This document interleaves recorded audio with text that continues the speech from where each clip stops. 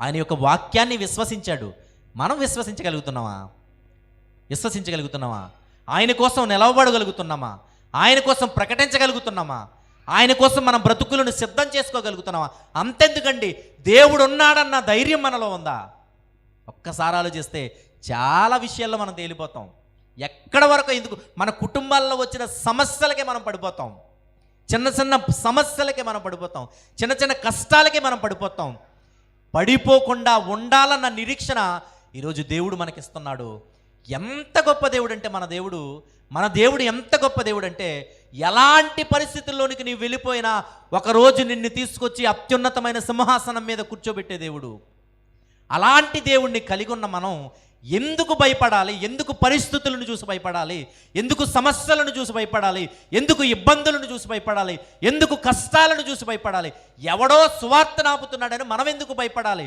ఎందుకు భయపడకూడదనంటే, మన వెనకున్నది రాజకీయ నాయకుడు కాదు, మన వెనకున్నది పోలీసు అధికారులు కాదు, మన వెనకున్నది ఎవరో తెలుసా?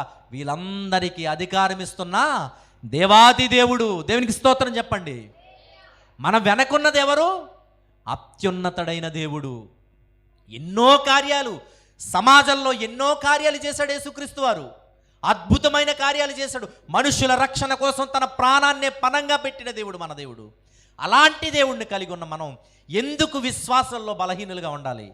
ఎందుకు నిరీక్షణలో మనం బలహీనులుగా ఉండాలి?